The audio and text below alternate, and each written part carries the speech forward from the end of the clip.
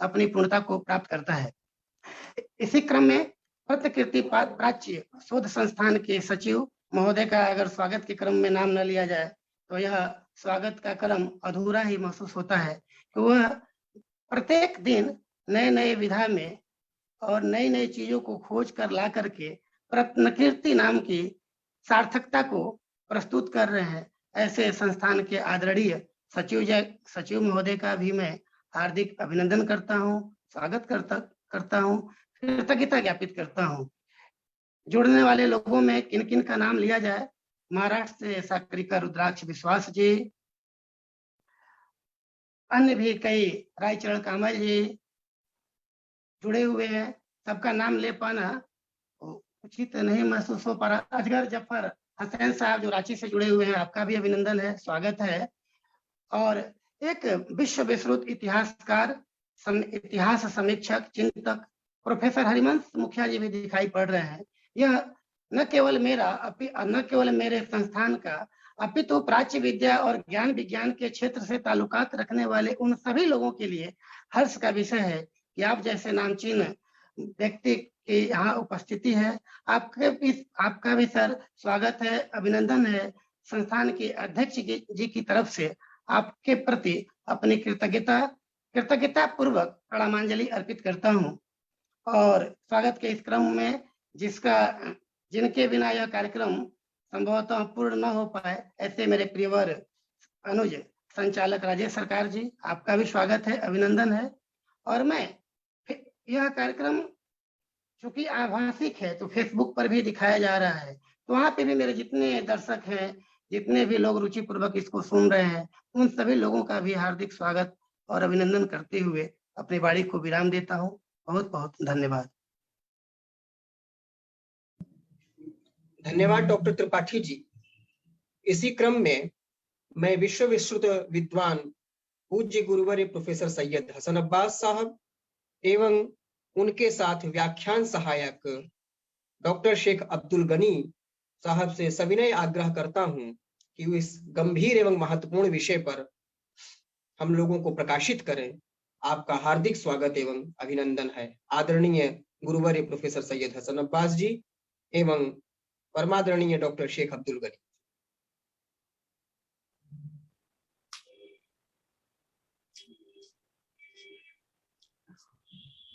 आप दोनों ही पारस्परिक चर्चा के माध्यम से हमें कृतार्थ करेंगे। मेरी आवाज पहुंच रही है? जी सर जी। सबसे पहले तो आपके इस शोध संस्थान का शुक्रिया अदा करना चाहिए कि वो अपने प्लेटफॉर्म से ऐसे अहम और महत्वपूर्ण विषयों पर ये चर्चा और परिचर्चा का सिलसिला शुरू कर रखा है, जिसका बहुत ही फायदा है।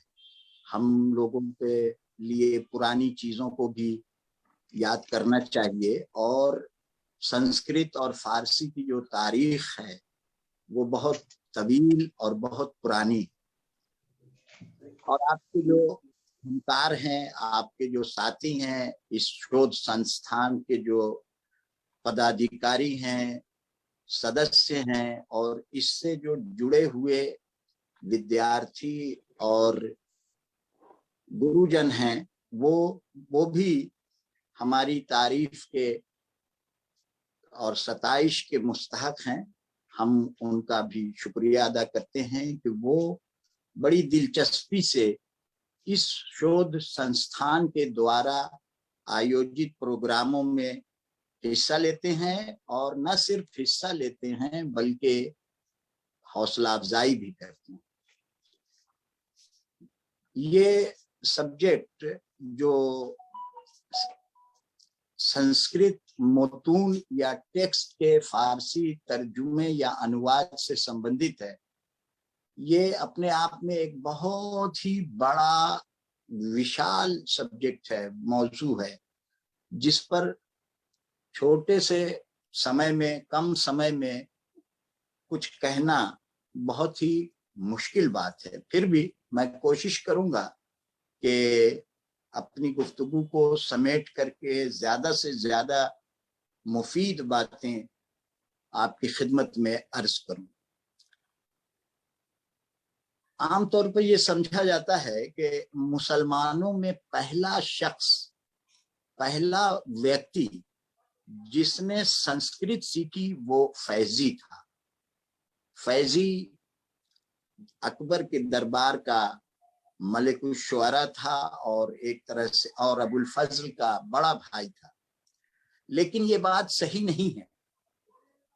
फैजी से पहले भी ऐसे शवाहिद मिलते हैं जिनसे पता चलता है कि हिंदुस्तान में यहाँ के लोगों ने उस वक्त के उलूम व फनून, विद्या और जबानें और भाषाएं सीखी थी और उसमें काम करती थी।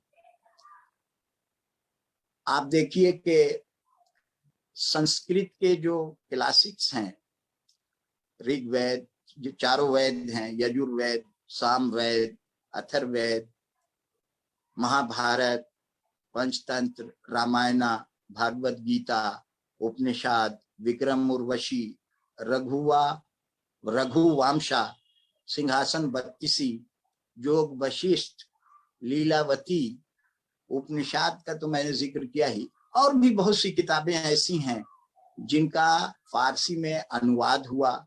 एक अनुवाद नहीं बल्कि कई कई अनुवाद हुए, कई कई जमाने में हुए, सहल से सहलतर बना करके वो अनुवाद लोगों के सामने पेश किए गए, क्योंकि उस जमाने की जबान फारसी थी। हमारे भारत में संस्कृत का तो रिवाज था ही कदीम में, पुराने जमाने में, और आम जबान, पढ़ने लिखने की जबान फारसी थी। इसमें किसी प्रकार का न कोई भेदभाव था, न किसी तरह की झिझक थी, बल्कि एक ही पाठशाला में एक ही उस्ताद, वो मौलवी हो या पंडित हो, उससे सारे स्टूडेंट, सारे विद्यार्थी एक साथ तालीम हासिल करते थे। उसमें सब भाषाएं भी पढ़ी जाती थीं, अरबी, फारसी, हिंदी, संस्कृत, जिसे हम संस्कृत ही के माने में ले रहे हैं। हिंदी, अमीर खुसरू ने कहा है कि मैं हिंदवी समझता हूँ, यानी हिंदवी से मुराद वही संस्कृत जो उस जमाने में राइज थी। तो हमारी भी गुफ्तगू में अगर हिंदी या हिंदवी का कोई शब्द आ जाता है तो आप उसको संस्कृत ही समझिएगा, क्योंकि हम पुराने जमाने की बात कर रहे हैं, आज की नहीं। तो जैसा कि अर्ज किया हमने कि ये जो सिलसिला है संस्कृत से अरबी या फारसी भाषाओं में अनुवाद का, तो ये बहुत ही पुराना है। कहते हैं कि मामून रशीद के जमाने में कई किताब, उसके बैतुल हिकमत में हारून रशीद, मामून रशीद के दौर में कई किताबें यूनानी से अरबी में, संस्कृत से अरबी में तर्जुमा हुई, अनुवाद हुई। इसी तरह से संस्कृत का तर्जुमा फैलता रहा, बढ़ता रहा। जब जुंदी शाहपुर में तर्जुमा ब्यूरो बना 4वीं सदी हिजरी में, तो उसमें भी हिंदुस्तान के पंडित संस्कृत जबानों से तर्जुमा करने के लिए रखे गए।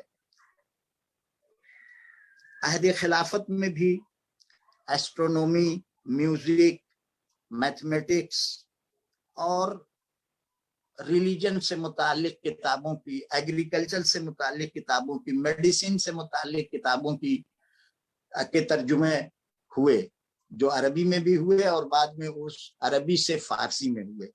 तो सबसे बड़ी मिसाल तो आप देखिए पंचतंत्र की, कि सासानी दौर में, सासानी पीरियड में, सब अनुशेरवा के जमाने में, खुसरू अनुशेरवा के जमाने में उसका वजीर बरजूया हकीम हिंदुस्तान आता है।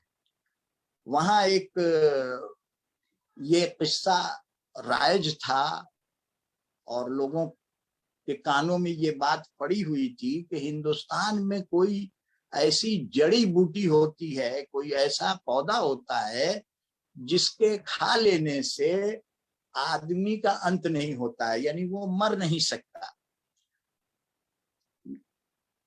अब कौन नहीं चाहेगा कि ऐसा पौधा, ऐसी जड़ी बूटी, ऐसी दवा उसके पास रहे जिससे वो उसका अंत ही ना हो, वो कभी ना मरे, हमेशा के लिए जिंदा हो जाए। कोई भी बात रही हो, कोई भी वाकया रहा हो सकता है कि ये यूं ही सुनी सुनाई बात हो, हमने भी सुन रखी है, पढ़ भी रखी है, लेकिन वहां का अनुशेरवा का वजीर यहाँ आता है और उस जड़ी बूटी, उस पौधे की तलाश में मारा मारा फिरता है। एक मिर्ताज ने, एक साधु संत ने उसे रहनुमाई की कि भाई वो जड़ी बूटी नहीं है, वो एक किताब है जो यहाँ के राजा के पास है, राजा के महल में है। खैर वो वहां पहुंचता है और किसी तरह से अपना इंट्रोडक्शन वगैरह करा करके वो उस किताब के देखने की ख्वाहिश करता है। किताब मंगवाई जाती है खजाने से और उसको दी जाती है कि ये वो किताब है जिसे आप पढ़ना चाहते हैं। तो वो किताब थी संस्कृत में। बरजुया हकीम संस्कृत नहीं जानता था, तो उसने कहा कि मुझे इजाजत दी जाए ताकि मैं इस किताब को अपने ठिकाने पर ले जाऊं और उसे पढूं या उसको पढ़ने की कोशिश करूं। उससे इजाजत नहीं दी गई। कहा कि आप किताब यहीं पढ़िए और जब जब आप आइए ये किताब यहाँ आप पढ़ सकते हैं, लेकिन ले जाने की आपको इजाजत नहीं। वो तो संस्कृत जानता नहीं। कहते हैं कि ये बनारस का ही वाकया है।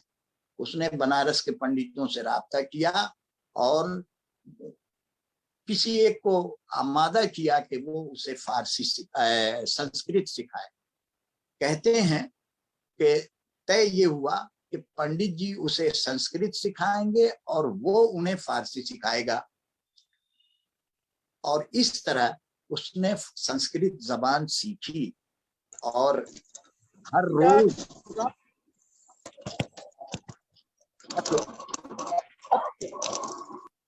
रोज वो दरबार में जाता था और उसे न नकल करने की इजाजत थी और न किताब लाने की इजाजत थी। तो वो जितना पढ़ता था अपने ठिकाने पर आकर के उसे अपनी जबान में, उसकी जबान पहलवी थी, उसमें वो लिख लेता था। जब वो पूरी किताब अनुवाद कर चुका तो फिर हिंदुस्तान से वो चला गया। वो किताब दरअसल पंचतंत्र थी और इस तरह से ये पंचतंत्र जो अपने जमाने में ही दूर दराज के इलाके में पहुंच चुकी थी, उसके मतलब, उसके बारे में लोगों के जो ख्यालात थे, अगर उस पंचतंत्र में बयान किए गए किस्से, कहानियों, वाकयात को इंसान अपनी जिंदगी में अमल में ले आए तो कभी नहीं मरेगा। वो हमेशा के लिए जीवित रहेगा और हमेशा उसका नाम बाकी रहेगा। तो इस तरह से पंचतंत्र ईरान पहुंच जाता है और वहां वो पहलवी से अरबी में, अरबी से फारसी में और फारसी में भी एक नहीं अनेक तर्जुमे, अनेक अनुवाद होते हैं। गद में, पद में, यानी नस्र और नज्म दोनों जबानों में, दोनों सिन्फों में उसका तर्जुमा होता है और अलग अलग नामों से और अलग अलग जमानों में वो किताब छपती रही। इस तरह से हम कह सकते हैं कि ये जो अनुवाद का सिलसिला है संस्कृत की क्लासिक्स का, ये हमारे यानी बहुत ही, इसका सिलसिला बहुत कदीम है और काफी लंबा है। हिंदुस्तान की तारीख को अगर पेश नजर रखा जाए तो मालूम हो सकता है कि अभी मुसलमानों के कदम, जब मुसलमान यहाँ आए, इस सरजमीन में आए, पूरी तरह जमे नहीं थे कि उन्होंने यहाँ के उलूम फनून की तरफ तवज्जो की। और आप जानते हैं कि अबू रेहान बिरूनी उस जमाने का सबसे बड़ा आलिम, और वो यहाँ आता है और वो यहाँ आकर के संस्कृत सीखता है। ये भी उसके लिए है कि वो भी बनारस ही आया और बनारस आने के बाद उसने संस्कृत सीखी और यहाँ कई किताबों का उसने संस्कृत से अरबी में और अरबी से फिर वो फारसी में तर्जुमा हुई। अरबी फारसी किताबों का तर्जुमा संस्कृत में निहायत आसानी से वो करने लगा था। यानी इतनी फारसी इतनी संस्कृत उसने सीख ली थी कि वो आसानी से उसमें लिख और पढ़ सकता था। मोहम्मद बिन इसराइल अत-तनूफी ये एक यात्री है जो हिंदुस्तान का सफर करता है और वो यहाँ आकर के एस्ट्रोनॉमी में तालीम हासिल करता है और इल्म नुजूम का माहिर हो जाता है। अब देखिए कि फिरोज शाह तुगलक ने जब नगर कोट पर हमला किया या नगर कोट पर कब्जा किया तो वहां उसे संस्कृत किताबों का एक बहुत ही बड़ा जखीरा हाथ लगा। कहते हैं कि उसमें 3000 से या 30,000 से ज्यादा किताबें थी उस जखीरे में। उसमें कोई ऐसा विषय नहीं था जिस पर पुस्तकें या पांडुलिपियां न रही हों। और उसने इज्जुद्दीन खालिद खानी के कहने पर ये हुक्म दिया अपने दरबार के उलमा को, अपने दरबार के असातिज़ा को, कि वो फनून की किताबें इसमें से इंतखाब करके अनुवाद करें। वो संस्कृत की किताबें फारसी में तर्जुमा हुई और उसमें ज्यादातर किताबें उलूम व फनून के मुख्तलिफ शोबों से ताल्लुक रखती थी। और जो किताब उसने तर्जुमा कराई वो एस्ट्रोनॉमी की थी और उसका नाम था दलाइल फिरोज शाही। एक किताब फन्ने बैतरा पर थी। फन्ने बैतरा वो है जैसे ये शिकार वगैरह पर जो किताबें होती हैं, वो संस्कृत में थी, उसका भी फारसी में अनुवाद हुआ। उसके प्रीफेस में लिखा गया है कि ग़ियासुद्दीन मोहम्मद शाह खिलजी के हुक्म से ये किताब तर्जुमा की गई और बगदाद में इससे भी पहले इसी फन इसी विषय में एक किताब संस्कृत से तर्जुमा हो चुकी थी, यानी अनुवाद तर्जुमा यानी अनुवाद हो चुका था और उसका भी नाम किताबुल बैतरा है। ये अरबी नाम है। एक किताब है तारीख की, उसका नाम है मुजमल तवारीख। उसमें लिखा है कि हिंदुओं के कदीम फलसफे की किताब का तर्जुमा फारसी में देखा। ये मुजमल तवारीख के मुसन्निफ ने लिखा है, ऑथर ने लिखा है कि मैंने संस्कृत की फिलॉसफी की एक किताब का तर्जुमा फारसी में देखा। उसका नाम, उसकी डिटेल सब लिखी हुई है, उसमें हमें जाने की जरूरत नहीं। इन सब वाकयात से, इन सब बातों से जो जस्ता जस्ता जगह जगह लिखी हुई हैं, किसी एक किताब में नहीं लिखी हुई हैं, ये पता चलता है कि हम संस्कृत की किताबों के फारसी अनुवाद के बारे में सिर्फ ये न कहें कि मुगल दौर में, मुगल पीरियड में ही ये किताबें संस्कृत से फारसी में अनुवाद हुई हैं, बल्कि इसका सिलसिला कश्मीर में आप देखेंगे वहां भी संस्कृत का बड़ा जोर शोर से चर्चा था और संस्कृत भाषा में हर पहलू, किसी भी विषय में देखिए किताबें मौजूद थी। आप वहां की मशहूर किताब है राज तरंगिणी, उसका जिक्र हम आगे गुफ्तगू में करेंगे। तो कहने का मेरे मतलब है कि ज्यादातर उस वक्त के उलमा ने, उस वक्त के गुरुओं ने ये तवज्जो दी कि अदब के लिहाज से, अदब के एतबार से किताबों का तर्जुमा न किया जाए, बल्कि फनून के, फन के एतबार से किया जाए। और इसमें नुजूम, रियाजी यानी हिसाब, आपके ये देखिए मजहब तो है ही है, रिलीजन तो है ही है, आप कई तरह के और भी विषय हैं, जैसे जहर बनाना, जहर का तोड़ ढूंढना, इसी तरह ज़राअत, किशावर्जी, एग्रीकल्चर, खेती बाड़ी, और भी बहुत सारे मौजूआत जो हम कम उन पर गुफ्तगू करते हैं, उनसे कम फायदा उठाते हैं कि दूसरी जबानों से, यानी संस्कृत से अगर फारसी में ऐसी किताबें तर्जुमा हुई हैं या अनुवाद हुआ है तो आप अंदाजा लगा सकते हैं कि संस्कृत कितनी गनी भाषा रही है और इसमें क्या कुछ नहीं था और आज भी है। अफसोस का मकाम है कि फारसी की तरह संस्कृत से भी लोग बेतवज्जोही बरत रहे हैं और जितनी तवज्जो इन भाषाओं पर देनी चाहिए उतनी नहीं दी जा रही। खैर ये एक अलग बहस है, इसमें हमें पढ़ना नहीं है। हम आते हैं, हाँ ये बात बिल्कुल सही है कि मिडाइवल पीरियड में, मुगलों के जमाने में अकबर ने खास तौर पर दारुत तर्जुमा कायम करवाया, अपने दरबार के लोगों को उसमें जगह दी और किताबों के इंतखाब में इस बात का लिहाज रखा कि आपसी मेल जोल के लिए जरूरी है कि हम एक दूसरे के ख्यालात से वाकिफ हों। वो मजहबी हो सकते हैं, समाजी हो सकते हैं। तो इस एतबार से उन्होंने जो किताबें वहाँ के उस वक्त के दौर के जो उलमा थे, उन लोगों ने जो किताबें तर्जुमा की, हम उन पर जिक्र करेंगे अपनी बातचीत में।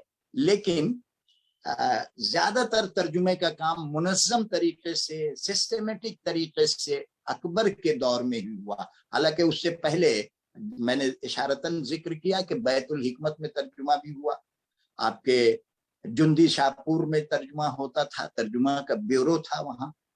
अकबर के दौर में जो तर्जुमे हुए वो ज्यादा भी हुए और सिस्टमेटिक तरीके से हुए। उसमें सिर्फ यही नहीं था कि हम हिंदू धर्म की किताबों का तर्जुमा करें, नहीं, उन्होंने ईसाई कौम की भी किताबों का तर्जुमा कराया और अरबी से भी फारसी तर्जुमे हुए उस दौर में। इसी तरह से फिलॉसफी की किताबें, जो दूसरे अक़वाम की फिलॉसफी थी, उसको समझने के लिए, उसको एक दूसरे को करीब लाने के लिए उन्होंने तर्जुमा कराया उस दौर के उलमा से। उस दौर के बड़े बड़े आलिम उसमें लगे हुए थे और इस काम को, तो अब आप अंदाजा लगाइए कि वो आलिम जो दरबारे अकबर से जुड़े हुए थे, क्या वो फारसी अरबी के साथ संस्कृत नहीं पढ़ते थे? अगर संस्कृत नहीं पढ़ते तो वो इन किताबों का तर्जुमा कैसे करते? महाभारत का किया, लीलावती का फैजी ने किया, आपके महाभारत का अबुल फजल ने किया, मुल्ला अब्दुल कादिर बदायूनी जो मुंतखब तवारीख के मारूफ मुसन्निफ हैं, ऑथर हैं, उन्होंने किया, और भी लोगों ने किया, जो इस बात की यानी दलील है कि उस दौर के लोग एक दूसरे की भाषाओं को, एक दूसरे की जबानों को खूब अच्छी तरह पढ़ते थे और पढ़ते लिखते ही न थे बल्कि पूरा उबूर रखते थे ताकि वो एक कौम की फिलॉसफी को दूसरे कौम तक मुंतकिल कर सकें। अब देखिए कि जिन संस्कृत की जिन किताबों ने सबसे ज्यादा मुसलमानों को अपनी जानिब मुतवज्जे किया, मैंने अर्ज किया कि उसमें एस्ट्रोनॉमी है, मैथमेटिक्स है और मोरलिटी पर जो किताबें लिखी गई, अखलाकियात पर जो किताबें लिखी गई वो हैं। पहले ये किताबें, यहाँ ये बात भी काबिल जिक्र है, तर्जुमे का तो बहुत ही सिलसिला आगे है, जस्ता जस्ता बीच बीच में काबिल जिक्र बात आ जा रही है तो वो मैं इशारा कर देना जरूरी समझता हूँ। अब देखिए कि अखलाकियात पहले ये मदरसे से, पाठशाला से लेकर के यूनिवर्सिटी लेवल तक पढ़ाई जाती थी। अखलाक मोहसिनी है फारसी में, अखलाक जलाली है और भी बहुत सारी किताब, अखलाक नासिरी है। इन किताबों के पढ़ने का और पढ़ाने का मकसद ये ही होता था कि इंसान को इंसान बनाया जाए, हम मशीन न बने, हमारा दिल दूसरों की दुख तकलीफ हंसी खुशी को देख करके एक ऐसा अपनापन महसूस करे। कहते हैं कि दर्द दिल के, बहुत मशहूर शेर है, दर्द दिल के वास्ते पैदा किया इंसान को, वरना ताअत के लिए कुछ कम न थे करोबियां। गॉड को पूजने के लिए, गॉड की इबादत करने के लिए, खुदा की परस्तिश करने के लिए सिर्फ हमारी इबादत की जरूरत नहीं है, हमारे पूजा पाठ की जरूरत नहीं है। उसको, उसकी जो भी मखलूक है वो सब उसे किसी न किसी तरह से याद करती है। हमें जो पैदा किया गया है दर्द दिल के लिए किया गया है, गिरतों को उठाने के लिए किया गया है, ना ये कि गिराने के लिए, दुखी को तसल्ली और तशफ़ी देने के लिए। दस्तगीर दोस्तां बाशद, फारसी का बहुत मशहूर शेर है, ये अखलाकियात का है कि दोस्तां बाशद के गिरत दस्त दोस्त, दर परेशान हालियो दरमानदगी। दोस्त वो है जो परेशानी और मुसीबत के वक्त में अपने दोस्त का सहारा बनता है। अपने दोस्त का सहारा बनने का क्या मतलब है? एक इंसान दूसरे इंसान का सहारा बनता है, लाठी बनता है। अगर कोई गिर रहा है तो हमें लाठी बनना चाहिए।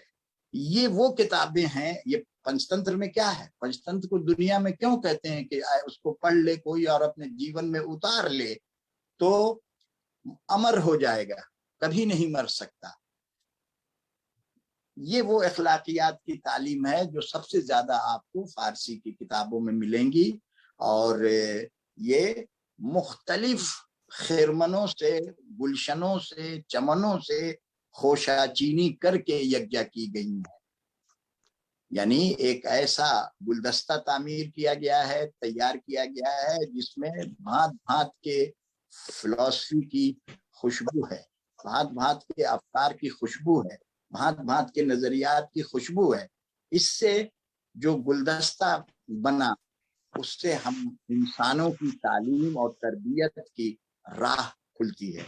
हमें चाहिए कि हम इनसे फायदा उठाएं। अब देखिए कि कलीलो दमना मशहूर किताब है संस्कृत की, जो कलीला और दमना के नाम से फारसी में तर्जुमा हुई। ये क्या है? ये भी पंचतंत्र की तरह से है। तूती नामा, ये भी उसी की तरह से है। तो हमारे यहाँ किताबें ऐसी हैं संस्कृत में जिनको दूसरी भाषाओं में मिन जुमला फारसी में जो अनुवाद किया गया है उसकी तादाद हजारों है। एक एक मैन्युस्क्रिप्ट के कई कई नुस्खे हैं, कई कई कॉपियां हैं। अगर एक भगवत गीता ही की अगर आप काउंटिंग करिएगा तो हजारों में जाएगी वो।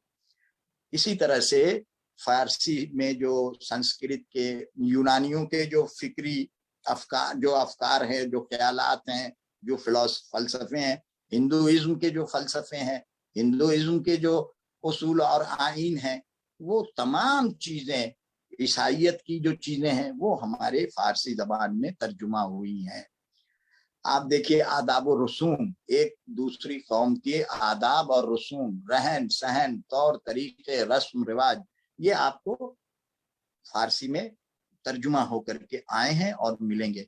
अबू रेहान बेरूनी, जिसका जमाना 973 से 1050 का है, इसने संस्कृत की कई किताबों का अरबी में तर्जुमा किया और अपनी कोशिशों से जो उसने हिंद के बारे में किताब लिखी है, हिंदुस्तान के बारे में किताब लिखी है, उसकी वजह से न सिर्फ ये पहले उसके जितने काम है उसकी वजह से तो वो अमर था ही, हिंदुस्तान के बारे में जो उसके ख्यालात हैं, कदीम हिंदुस्तान के बारे में जो उसने तहकीकुल हिंद, तारीखुल हिंद किताब लिखी है, वो पढ़ने से ताल्लुक रखती है उस जमाने के आदाब व रसूम, तौर तरीके, रस्म रिवाज से लेकर के अखलाकियात की तमाम चीजें उसके अंदर मिलती हैं।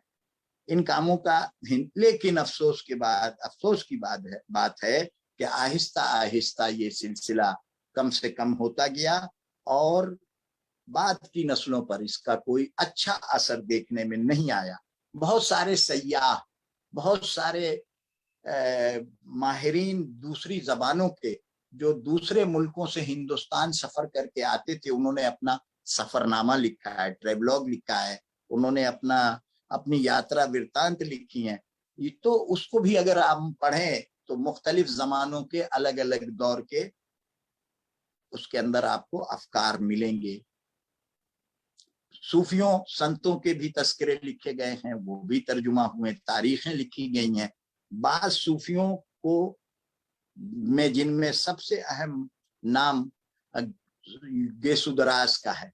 इनके बारे में लिखा हुआ मिलता है कि इनके जो मुनाजरे ब्राह्मणों से हुए थे वो भी उन्होंने फारसी में लिखे हैं। तो सुल्तान फिरोज शाह तुगलक, जैसे हमने बताया अभी कि नगरकोट में ज्वालामुखी मंदिर से उसको 1300 किताब मिली थी, मैन्युस्क्रिप्ट मिले थे। उसने उनमें से बाज़ किताबों का तर्जुमा कराया संस्कृत से फारसी में। संस्कृत से फारसी में होने वाला एक और जिंदे जावेद तर्जुमा है जो फिरोज शाह के अहद में हुआ था, और उसका नाम है, वो उस वक्त के बहुत बड़े एस्ट्रोलॉजर वराह मिहरा का फर्जंद है, आदित्य यादासा। उसकी किताब है ब्रिहात समहता। उसका तर्जुमा अब्दुल अजीज शम्स ने किया था। बीरूनी ने पहले भी इसका एक तर्जुमा किया था, लेकिन अब्दुल अजीज को बीरूनी के तर्जुमे की जानकारी नहीं थी, और नतीजा ये हुआ कि अगर उसे मालूम होता तो शायद वो ये न करता। सुल्तान ज़ैनुल आबिदीन कश्मीरी, जिसका जमाना 1420 से 1470 ईस्वी का है, सिकंदर लोदी और दीगर मुस्लिम हुक्मरानों ने संस्कृत से तर्जुमे के सिलसिले में अपनी खास दिलचस्पी दिखाई, लेकिन ये बात तारीख में लिखी हुई है और बहुत ही वसूख के साथ लिखी गई है कि दूसरी जबानों से, खास करके संस्कृत से फारसी जबान में तर्जुमा कराने का जो बीड़ा अकबर ने उठाया वो कहीं और नहीं मिलता है। अकबर ने ऐसा क्यों किया ये आप जानते हैं, जैसा कि मैं पहले इशारा कर चुका हूं। अकबर बचपन में लिखने पढ़ने की नेमत से महरूम रहा था। मौलवी और हाफिज के दिलकश और दिलपजीर अशआर, मौलवी का मतलब हुआ मौलाना रूम, जिनकी मसनवी मानवी जो है वो सारी दुनिया में मशहूर है, और निकलसन के तर्जुमे के बाद तो वो यूरोप में भी काफी मशहूर है और आज तक पढ़ी और पढ़ाई जाती है। और हाफिज से मुराद शेख जी हाँ, हाफिज शिराजी, मशहूर शायर जिनकी गजलें लोग पढ़ते हैं और सर धुनते हैं।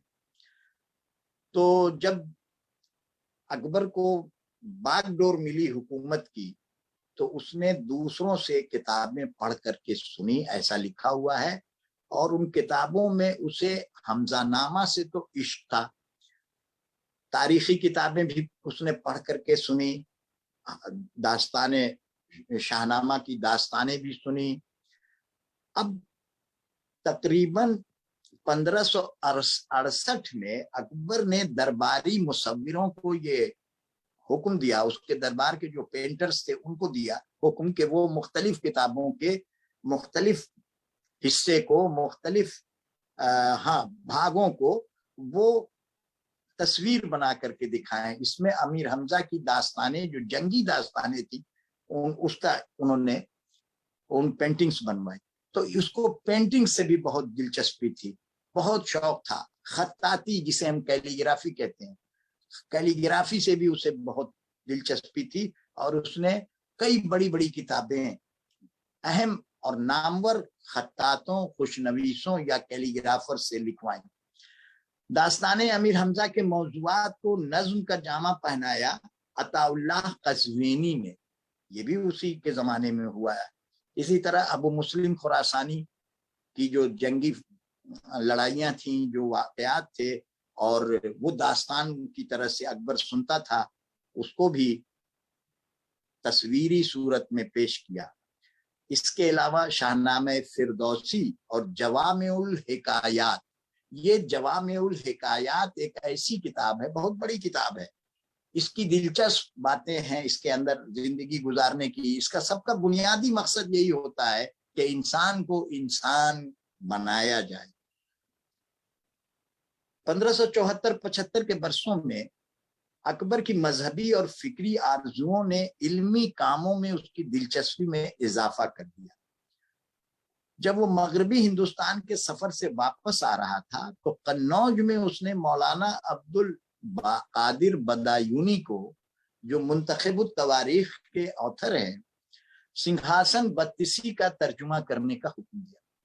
सिंहासन बत्तीसी के बारे में आप जानते हैं कि विक्रमाजीत और 32 मुजस्समों की दास्तान है। एक बाखबर ब्राह्मण को भी इसके टेक्स्ट की कमेंट्री लिखने के लिए रखा गया ताकि बदायूनी अगर कहीं मुश्किल बदायूनी को कहीं दुश्वारी और मुश्किल का सामना करना पड़े तो वो उसकी कमेंट्री से फायदा उठा। अकबर के हुक्म को अमली जामा पहनाने के लिए बदायूनी ने उसे 2 सफ़े का तर्जुमा करके नमूने के तौर पर दिखाया कि अगर पसंद आप करें तो फिर काम को आगे बढ़ाया जाए, और उसने पसंद किया और इसका नाम रखा गया नाम-ए खिरद अफजा। ये 1 साल में तर्जुमा मुकम्मल हुआ। दूसरे साल अकबर ने अरबी किताब हयातुल हैवान का फारसी तर्जुमा करने का हुक्म दिया। ये किताब हैवान शनासी के बाब में बहुत अहम किताब है। इसका जो ऑथर है वो कमालुद्दीन नाम का है। ये मूसा दमियरी का बेटा है। बदायूनी कहते हैं, एक जगह लिखा है उन्होंने कि पहले इसका तर्जुमा अबुल फजल के वालिद, उनके फादर मुबारक, शेख मुबारक ने किया था, लेकिन उसका क्या हुआ मालूम नहीं।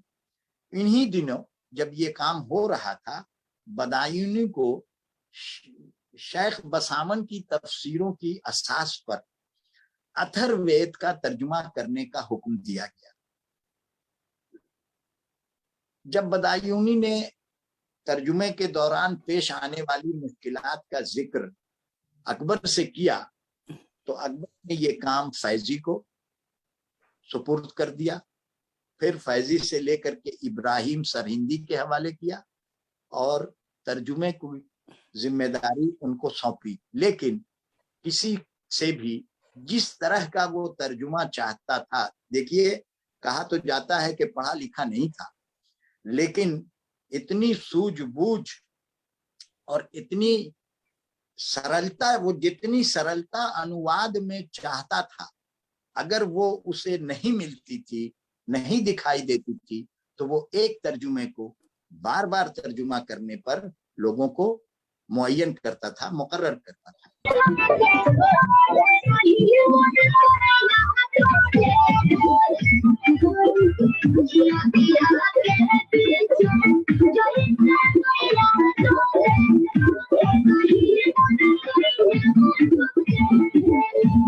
हेलो, आप म्यूट करें। ये आवाज अच्छा, मैं इसको कंक्लूड करूं। हेलो, काम के लिए करिए, बोल। नहीं सर, आप बोले सर, आप बोले सर, आप बोले। कुछ बाहरी आवाजें आ गई थी। हाँ वही मैं समझा। आप बोले सर। ठीक है सर, आप बोले अभी 15 मिनट है सर। ठीक है, गुफ्तगू तो इससे भी ज्यादा लंबी है। मैं उन किताबों का नाम मैंने शुरू में बता दिया है। हाँ, जैसे ऋग्वेद है, यजुर्वेद है, शाम महाभारत, पंचतंत्र। अब जाहिर है कि इन बेसिक किताबों का इनकी ओरिजिनलिटी आप उनसे वाकिफ हैं, लेकिन कुछ चीजें ऐसी भी हैं जिनके बारे में हमें याद दहानी करानी चाहिए। अब मसलन मैं छोड़ करके अपनी बात को कम वक्त में ज्यादा बताने की और बयान करने की कोशिश करता हूँ। ये अब देखिए कि अबुल फजल ने महाभारत का तर्जुमा किया है, जिसका नाम रज़्नामा रखा गया है। तो इस तरह के काम अबुल फजल ने महाभारत के फारसी तर्जुमे के मुकद्दमे में लिखा है, यानी प्रीफेस में लिखा है कि किन चीजों ने अकबर को संस्कृत किताबों के फारसी तर्जुमे या अनुवाद कराने पर मजबूर किया, जो खुद उसकी जेरे सरपरस्ती अंजाम पाए। हमने बताया आपको कि उसके यहाँ जितने भी तर्जुमे हुए वो सब उसकी निगरानी में होते थे।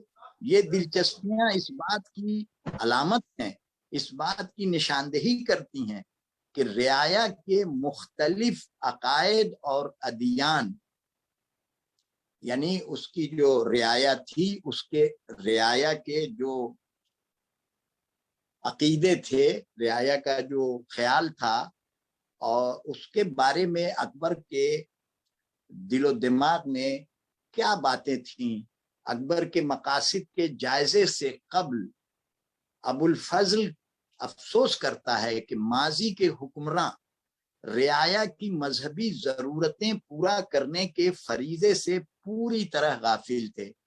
اس لیے کہیں پر ایسا لگتا ہے کہ اکبر زیادہ توجہ دے رہا ہے. اس وقت کے رعایا کے مذہبی مسائل ان کے کانوں تک پہنچے تو وہ ان مسائل پر بخوبی توجہ دینے لگے. یہ اکبر کے بارے میں ہے. انہوں نے یعنی بادشاہوں نے جو توجہ نہیں دیتے تھے اور جو دیتے تھے، دو طرح کی باتیں اس نے لکھی ہیں اپنے مقدمے میں، کہ کچھ لوگ تو ایسے تھے جو ان رعایا کے خیالات پر، رعایا کے اس پر دھیان نہیں دیتے تھے، اور اکبر ایسا نہیں کرتا تھا. ظاہر ہے اکبر اس کا وزیر تھا، اس کا ملازم تھا، تو وہ تو اس کی تعریف کرے گا ہی، لیکن سچائی بھی اس میں ہے. اگر کتابوں کا ہم جائزہ لیں، جو کتابیں اس کے دور میں انواد ہوئی ہیں، اگر ہم ان پر گہری نظر ڈالیں تو ہمیں ابو الفضل کے خیالات میں صداقت، سچائی نظر آئے گی. مہابھارت کے فارسی ترجمے کے بارے میں اکبر کے جو خیالات تھے وہ یہی تھے کہ یہ ایک بہت ہی بڑی کتاب ہے. ایک قوم کی تمام تاریخوں کو اگر یکجا کیا جائے تو مہابھارت کا وہ مقابلہ نہیں کر سکتی ہیں. لہٰذا اس نے پہلی فرصت میں اس کتاب کا ترجمہ کرایا. یہ کتاب ہندوازم کا ایک بنیادی متن سمجھتا تھا وہ، کہ اس کو جتنا زیادہ آسان سلیس طریقے سے لوگوں کی خدمت میں پیش کیا جائے، وہ ترجمہ کرانے کا اصل مقصد اسی سے حاصل ہوگا. اب مہابھارت کے جو مینuscripts ہیں، اس کی جو پانڈی لپیاں ہیں، اس کو بھی جگہ جگہ ملتی ہیں. آپ دیکھیے کہ اس کے ترجمہ کرنے والوں میں ملا شیری بھی تھے، نقیب خان بھی تھے، حاجی سلطان تھانیسری بھی تھے، شیخ فیضی بھی تھے. کئی لوگوں نے مل کر کے اس بڑی کتاب کا ترجمہ کیا. اور اسی طرح سے نقیب خان، بدایونی، شیری، تھانیسری نے کے ساتھ ملا بدایونی کی یادداشتیں اگر آپ پڑھیں ان کی کتاب میں جو منتخب التواریخ ہے، تو ان ترجموں کے بارے میں جس میں وہ شریک رہے، وہ آپ کو آسانی سے سمجھنے میں آسانی ہوگی. اکبر مہابھارت کے ترجمے میں تحریف پر کڑی نظر، تحریف کا مطلب الٹ پلٹ، پھر بدل، رد و بدل. اس نے نہ صرف یہ کہ، یہ میرا خیال ہے کہ نہ صرف یہ کہ مذہبی کتابوں میں کوئی عمل دخل کوئی نہ کرے، اس لیے وہ کڑی نگرانی رکھتا تھا کہ جو اصل ٹیکسٹ میں ہے، جو اصل سنسکرت میں ہے، اسی کو منتقل کیا جائے دوسری بھاشا میں، دوسری زبان میں. ایسا نہ ہو کہ کچھ کا کچھ لکھ دیا جائے جس سے ٹیکسٹ مخدوش ہو جائے گا، مسخ ہو جائے گا. اور اس کے لیے وہ بار بار ہدایت کیا کرتا تھا. لوگ اس کو، اس وقت کے لوگ جو یہ کام کر رہے تھے، اسے اکبر کی کڑی تنقید سے تعبیر کرتے ہیں. کہ ابو الفضل رزم النامہ اس کا نام ہے، مہابھارت پر ابھی بات ہو رہی ہے. رزم النامہ کا مقدمہ جو ابو الفضل نے لکھا ہے 1587 میں لکھا ہے، وہ پڑھنے سے تعلق رکھتا ہے. یہ مقدمہ شری گنیش نامے سے شروع ہوتا ہے، لیکن اکبر کا نام فراموش نہیں کرتا. کیوں نہیں کرتا؟ ظاہر ہے کہ وہ اس کا ملازم تھا، درباری ملازم تھا، اور اسی کے فرمائش پر یہ سارا کام ہو رہا تھا، تو اس کا ذکر تو وہ کرے گا ہی.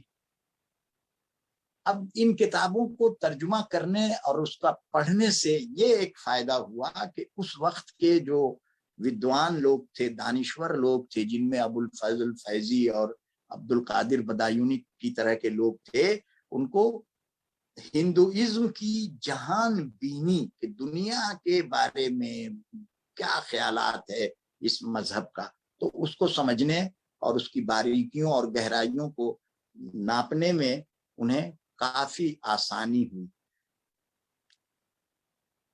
ایک طرح کا یہ فلسفہ ہی ہے. اب جو داستانیں ان لوگوں نے اس سلسلے میں بیان کی ہیں اس پر میں نہیں جاؤں گا, وہ ایک الگ ہی بحث ہے. وہ کچھ اب اس کا کئی دنیا کی کئی زبانوں میں ترجمہ ہو چکا ہے, اور فارسی میں تو ہوا ہی, ہم فارسی کی بات کر رہے ہیں. رامائن اکبر کے حکم پر ملا عبد القادر بدایونی نے 1584 عیسوی میں رامائن کا ترجمہ شروع کیا, جو 1589 عیسوی میں جا کر کے ختم ہوا. یہ کتاب بھی آپ جانتے ہیں مذہبی کتاب ہے اور اس کا احترام واجب ہے. نتیجہ یہ ہوا کہ اس کتاب کے ترجمے میں بھی اکبر نے دلچسپی دکھائی, اور اس فارسی کا کوٹیشن کئی ہے لیکن اس کا پڑھنا کے بجائے میں اس کا مفہوم آپ کی خدمت میں پیش کر رہا ہوں کہ ابو الفضل کی نظر میں رامائن کی فلسفیانہ تعلیم بہت زیادہ اہمیت رکھتی تھی. ترجمے کا مسودہ یعنی فرسٹ رائٹنگ جو اس کی ہے 70 جز سے زیادہ تھا, لیکن مکمل متن 124 جز. اس زمانے میں جز کہتے تھے, جیسے ابھی ہم پریس میں کتابیں دیتے ہیں تو 16 پیج کا ایک پلیٹ بنتی ہے, کوئی 8 ہے کوئی 4 بھی ہے, تو اس طرح کے تو وہ ایک جز کی شکل میں ایک پلیٹ میں 16 صفحے ہیں تو ایک جز کہا جائے گا اس کو. بدایونی کو حکم ملا کہ مصنفین کی رسم ہے, لکھنے والوں لیکھکوں کی یہ رسم ہے کہ ایک مقدمہ لکھیں, کتاب پر پرستاونا لکھیں. تو ابو الفضل نے مہابھارت کا مقدمہ لکھا, اور ظاہر ہے کہ انہوں نے سوچا کہ یہ مقدمہ نعت حضرت محمد صلی اللہ علیہ وآلہ وسلم کے بغیر لکھا جانا چاہیے, یا یہ کہ اس پر لکھا جائے, یہ سب فکر کر کے. لیکن انہوں نے کیا لکھا, ہری وام سا پران, مہابھارت کا تکملہ ہے اور 19واں قرآن کا ترجمہ ہے, پروان ہے. فارسی گو شاعر ملا شیری نے اس کا ترجمہ کیا ہے. والمیکی رامائن آپ کے بارے میں اس کے بارے میں بھی بتاتا چلوں کہ فرخ سیر کے زمانے میں, اب یہ بات کی بات ہے, یہ چونکہ ایک جگہ والمیکی کا نام آ گیا تو میں بتا دوں ورنہ میرے ذہن سے بات نکل جائے گی. اس کے زمانے میں وہ رامائن رامپور رضا لائبریری میں فارسی زبان میں ترجمہ کی ہوئی بڑی خوشخط تصویروں, اس کے اندر 258 تصاویر ہیں, پینٹنگز ہیں, اور اس کا ٹرانسلیٹر جو ہے جس نے سنسکرت سے فارسی میں اس کو ترجمہ کیا ہے اس کا نام ہے سمیر چند. اور اتنی خوشخط اور اتنی بہترین کتاب ہے یہ, جس کا ذکر آپ وہاں کے جو کیٹلاگ ہیں یا جو ان کے بارے میں جو اہم مینuscript کے بارے میں, پانڈولپیوں کے بارے میں جو لوگوں نے لکھ لکھے ہیں, اگر آپ اس کو پڑھیں تو اس کے بارے میں آپ کو پتہ چلے گا کہ کتنی قیمتی وہ رامائن کا نسخہ ہے. اس طرح کے بے شمار کام. ابھی تو آپ دیکھیے کہ رامائن ہی پر گفتگو, سنسکرت کتابوں کے فارسی تراجم کرانے پر اکبر کا جو منصوبہ تھا وہ یہی تھا کہ کسی بھی طرح سے دوسری اقوام, خاص کر کے جس سرزمین میں ہم رہ رہے, یہ ان کا خیال ہے کہ جس سرزمین میں ہم رہ رہے ہیں یہاں کے لوگوں کو اچھی طرح جاننے کی غرض سے ان کی کتابوں کا, ان کے عقائد کا, ان کے نظریات کا, ان کے خیالات کا جاننا بہت ضروری ہے. یہی سوچ کر, اور پھر کہتے ہیں کہ میں نے کل بھی کہا تھا کہ مشورت ادراک و ہوشیاری دہد, عقل ہارا یاری دہد, یعنی آپس میں مشورے اور کرنے سے اس کا بے انتہا فائدہ ہے. ایک سر جوڑ کر کے چند لوگوں کے بیٹھنے سے ایک عقل سے دوسرے عقل کو فائدہ پہنچتا ہے. تو یہی سوچ کر کے میں سمجھتا ہوں کہ اس کے پیچھے یہی بنیادی مقصد رہا ہوگا کہ جتنی کتابیں ہیں اہم جو ہم کہہ سکتے ہیں کہ سنسکرت کلاسکس جن کو ہم کہہ سکتے ہیں, ان کا उनका जितना जी आप कुछ कह रहे हैं, कहिए।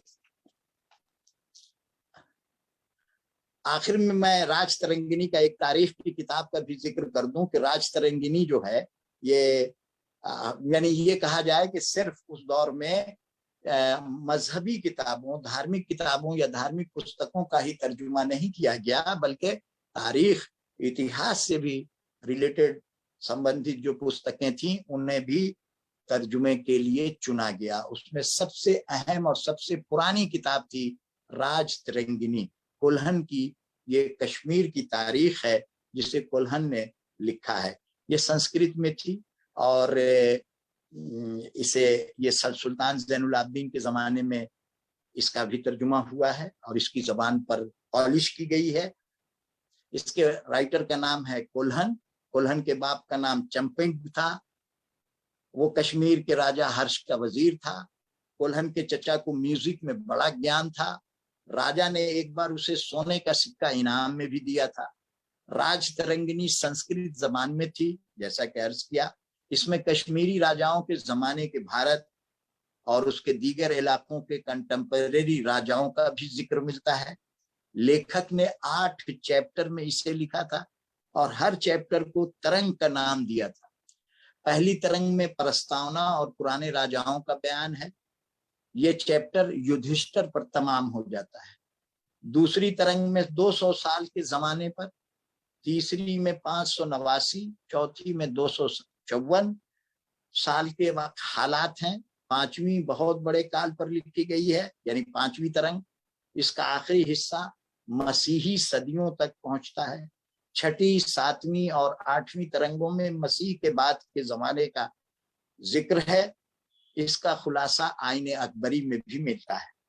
कश्मीरी पंडित नारायण कोल आजिज ने 1122 ईस्वी में इसे फिर से फारसी में तर्जुमा किया। तो कथा सरित सागर है, बेहतरीन किताब। ये हाल ही में छपी भी है। बदायूनी ने इसका 1594 में तर्जुमा किया। संस्कृत दास्तानों का ये मजमुआ है, संस्कृत की कहानियां हैं।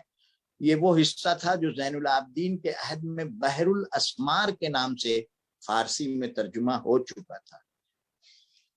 जब बदायूनी इसका तर्जुमा कर रहा था तो अकबर खास तौर से नजर रखे हुआ था।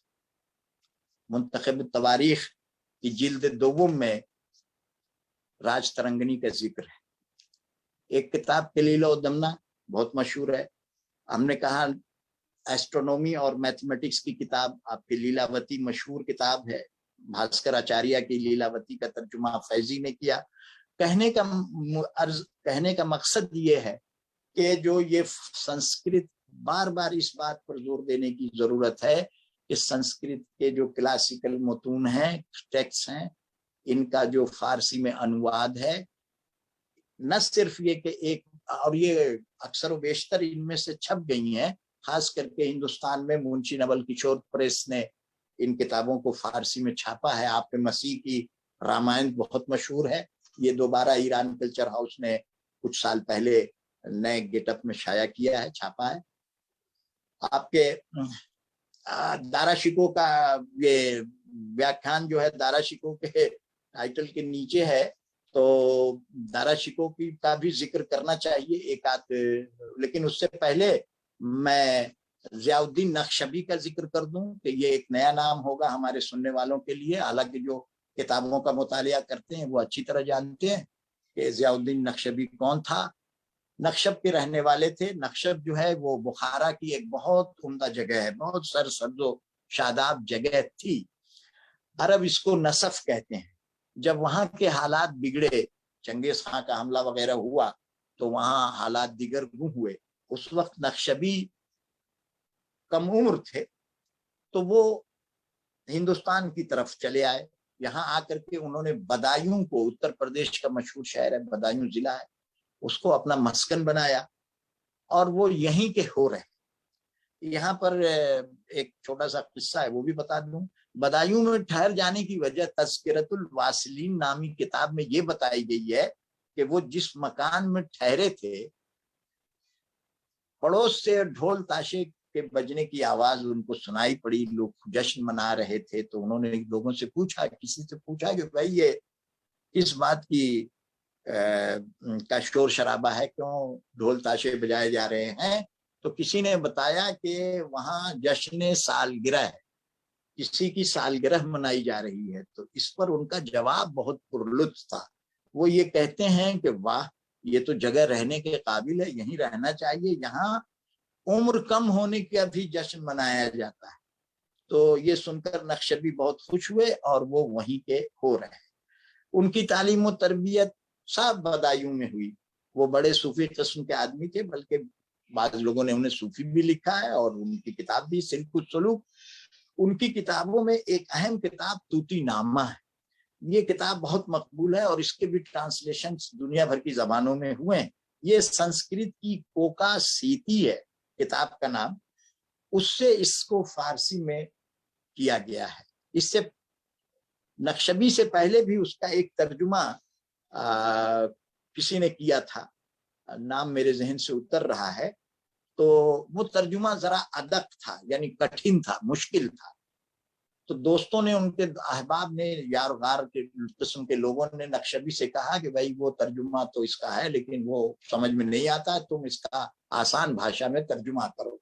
तो उन्होंने इसे आसान भाषा में तूतीनामा का तर्जुमा किया। और तूतीनामा इसका एक बहुत अच्छा मैन्युस्क्रिप्ट कला भवन में यहाँ था और उसको उन्होंने किताबी सूरत में छाप दिया था। मैंने उसका प्रिंटेड वर्जन देखा है, बहुत उसमें पेंटिंग्स बहुत उम्दा है। और इसका रामपुर में भी तूतीनामा का बहुत अच्छा नुस्खा है।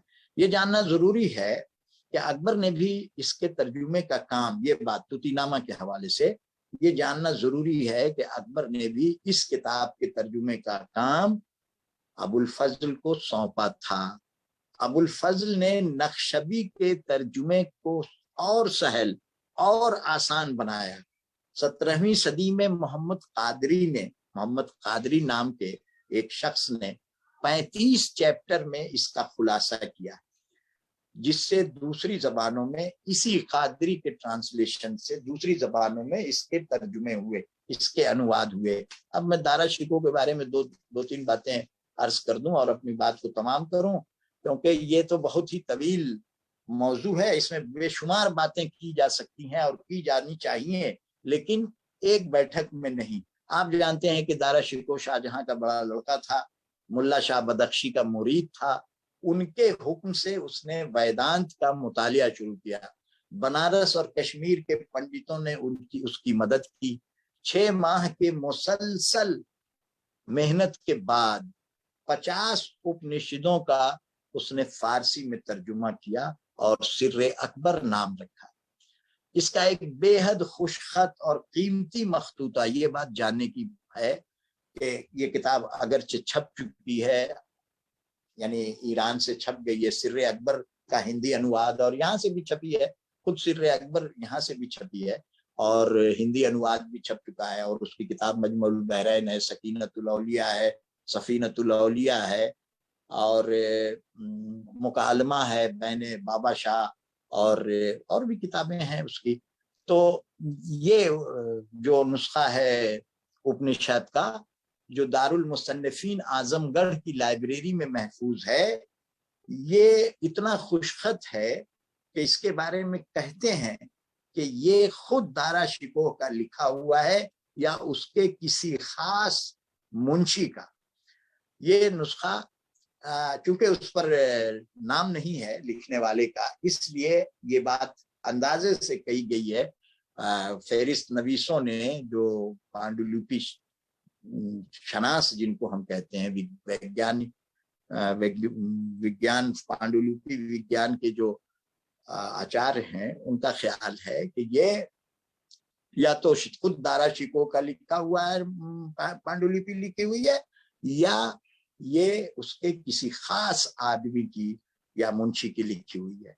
तो दारा शिकोह के बारे में कहने की तो बातें बहुत सी हैं और खुद मजमुल बहरैन पर अगर गुफ्तगू की जाए तो पूरा 1 घंटा कम पड़ेगा।